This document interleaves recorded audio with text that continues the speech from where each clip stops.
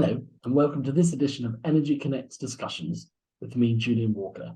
I speak to leading energy executives and experts in the lead up to the second edition of the Canadian Hydrogen Convention 2023, taking place on April the 25th to the 27th at the Edmonton Convention Centre in Edmonton, Alberta, Canada.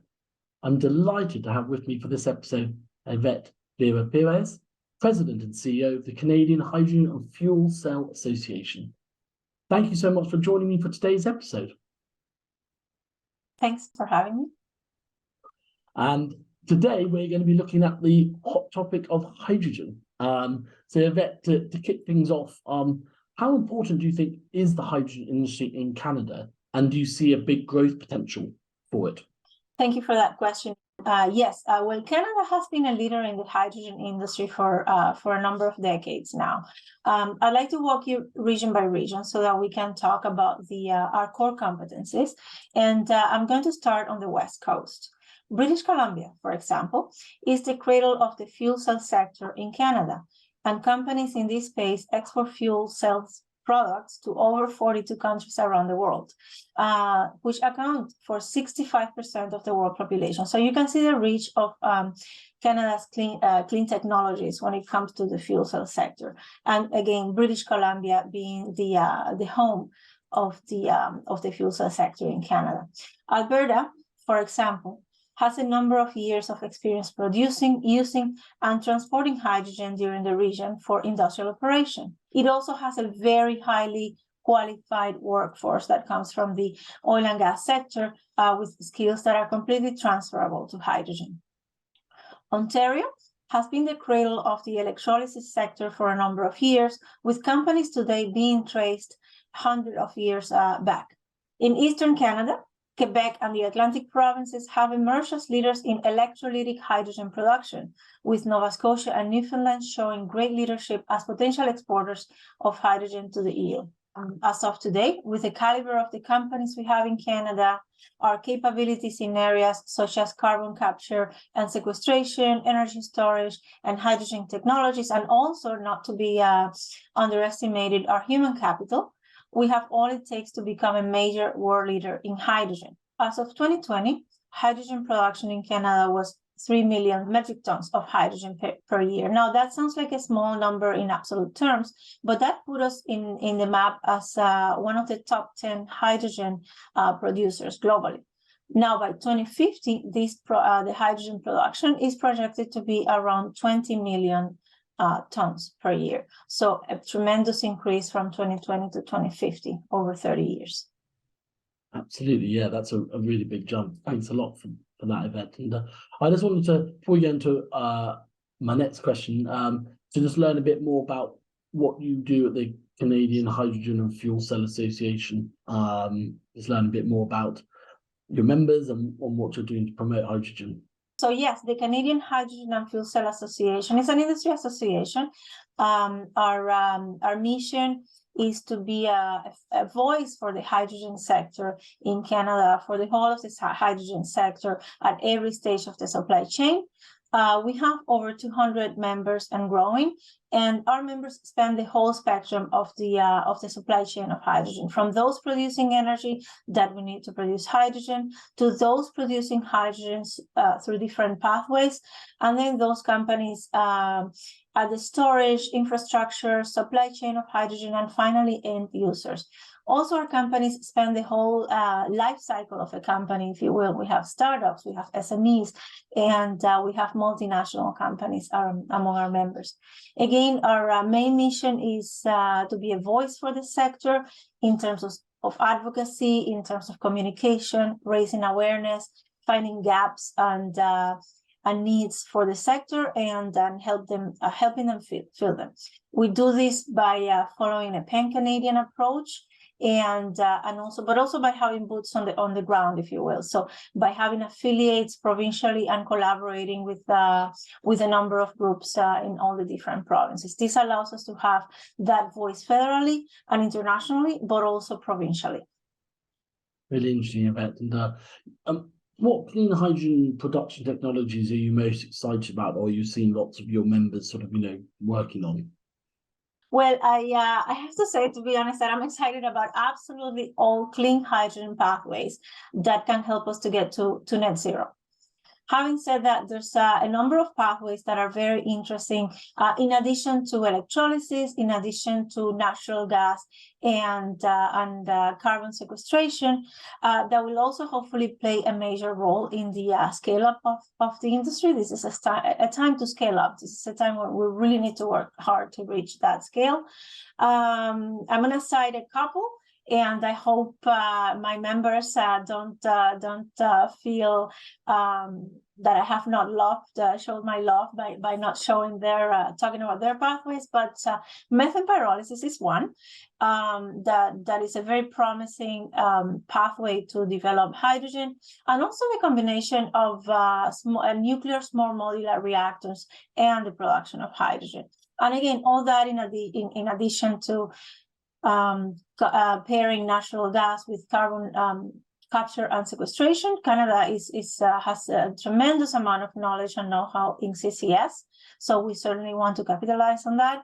And again, electrolysis, which, as I mentioned earlier, is one of the core competencies of the country.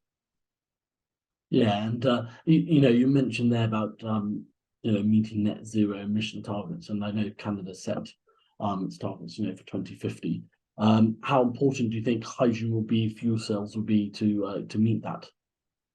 So tremendously important, and again, this is one reason why it is really important that we as a country support all pathways to produce clean hydrogen, as well as any new pathways that emerge.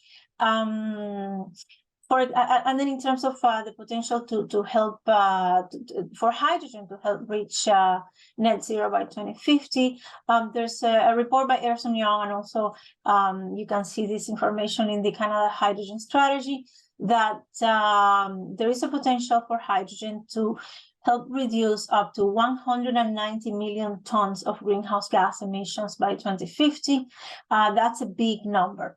I'm going to try to dissect it a little bit and only use one example of a hard-to-abate sector. I'm just going to use heavy transport, but hydrogen in general has a very promising use and a very valid use, precisely to decarbonize those hard-to-abate sectors. Again, let me focus a little bit on heavy transport and give you some numbers so that you see the magnitude of the potential. So there's an IPCC report that showed that road transportation in Canada accounts for 24% of greenhouse gas emissions. This is as of 2020. Of that 24%, freight and heavy-duty trucks account for 37% of those greenhouse gas emissions. Now, one diesel truck emits approximately 274 tons of CO2 equivalent per year. If you were to replace that diesel truck with a fuel cell electric vehicle truck, the emissions of that vehicle would be approximately 21 tons of CO2 per year. So your greenhouse gas reductions per truck would be in the order of 92%. According to a group called Statista.com, the number of truck drivers in Canada in 2021 was 324,000, right? Some examples, for example, by far the largest provider of Canadian trucking for the Canadian trucking market in Canada is TFI International. They operate a fleet of approximately 34,000 trucks. That's a 2019 figure. If you thought about 34,000 trucks times 250 tons of CO2 equivalent per year that you could save, that could mean 8.6 million tons of CO2 equivalent.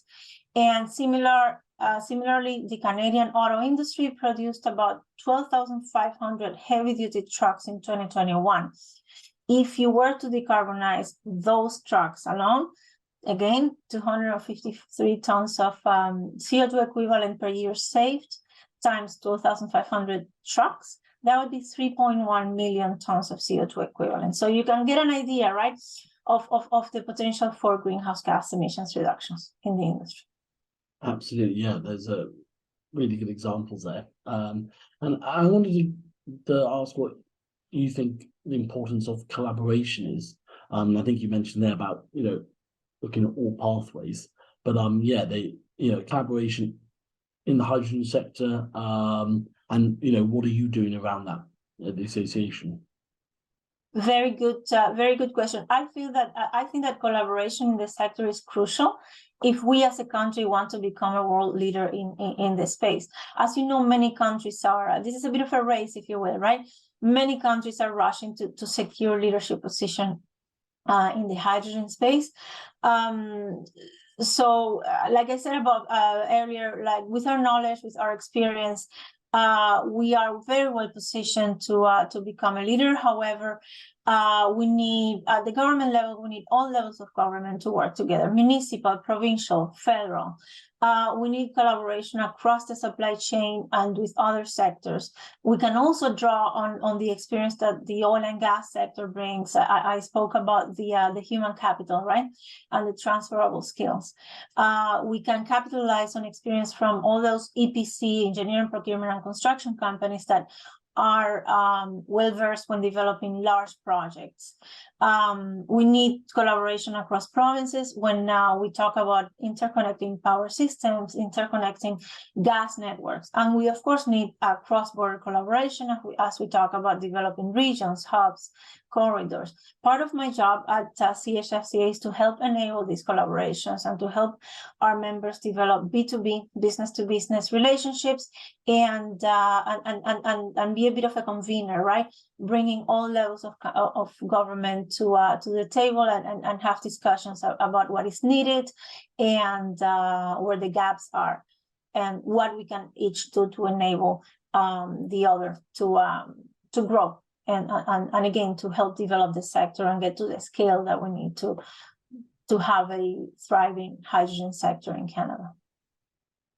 Absolutely, and I want to bring this back to the Canadian Hydrogen Convention show coming up. How important does that play in bringing industry and all the different players together to help shape the future of the energy sector in Canada?